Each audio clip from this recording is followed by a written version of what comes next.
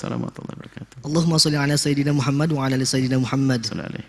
Saya ingin bertanya, saya seorang yang sakit-sakit HIV dan kata dokter saya harus minum obat seumur hidup.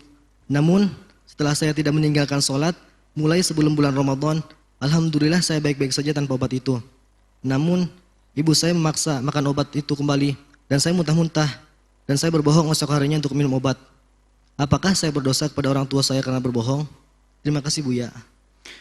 Baik, pertama, pandangan kita kepada orang yang kena virus HIV. Memang selama ini kan disuarakan virus HIV adalah karena seks bebas, karena jarum suntik narkoba dan sebagainya. Itu yang selama ini kita dengar. Tapi kita harus punya kaidah. Tidak semua orang yang kena virus HIV karena urusan dengan kemaksiatan. Maka jangan seudon dengan orang yang kena virus HIV. Jadi ya mereka hamba yang perlu ditolong sakit. Bahkan ada wanita yang tertular karena suaminya. Lah suami gimana? Dulu mungkin suaminya memang pernah urusan dengan jarum suntik narkoba, kemudian dia tobat sadar menjadi baik, lalu dia membawa virus kepada istrinya. Mungkin istrinya, kemudian suaminya meninggal, istrinya menikah lagi dengan laki-laki baik, laki-laki tercemar juga. Mungkin semuanya. Yang jelas siapapun yang kena virus HIV bukan berarti lalu kita hukumi dia adalah pelaku dosa. Enggak, salah itu. Justru yang harus kita pahami, mereka diuji Allah dengan penyakit yang luar biasa. Ini yang pertama. Kemudian yang kedua, bagi siapapun yang kena virus HIV, ayo segera mendekat kepada Allah. Karena itu peringatan agar Anda mendekat kepada Allah. Sebab menurut dokter adalah umurnya terbatas dan bagaimana. Oh belum tentu. Bisa panjang umur dan bisa dicabut oleh Allah penyakit itu. Cuman segera menghadap kepada Allah.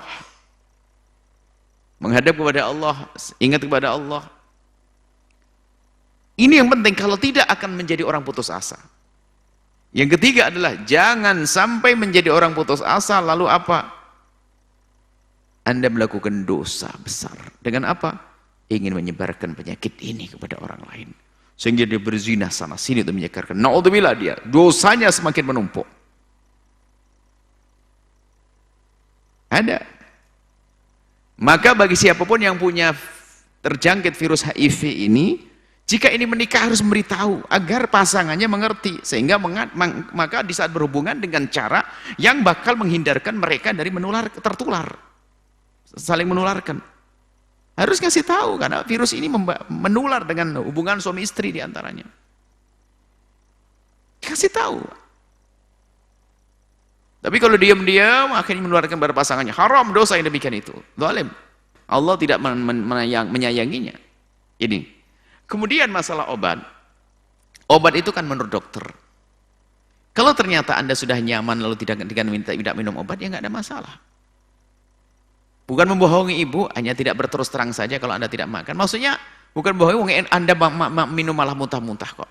Bisa jadi karena Anda tadi mengatakan apa? Dia rajin melakukan kebaikan.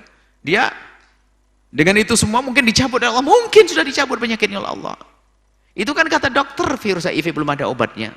Yang ngasih obat kan Allah, bisa saja. Anda minum sesuatu atau karena Anda melakukan sholat, baca Al-Quran, Anda sembuh, mungkin. Jadi urusan obat, kalau memang, ini kenyataannya, di dalam diri Anda terasa nyaman dan enak, maka itu tidak dianggap dosa. Tapi kalau orang sakit dikasih obat, gak minum obat, itu dosa. Karena seperti orang bunuh diri. Ingat, beda ini. Jika Anda sakit, merasakan sakit, lalu Anda tidak minum obat Anda bunuh diri. Kemudian kita seperti bunuh diri. Apalagi bohong lagi sama ibunya. Tapi kalau Anda nyaman, justru kalau minum obat tidak nyaman, mungkin agar ibunda Anda tenang, Anda bilang, iya sudah minum obat. Justru dibohong untuk kebaikan. Kenapa?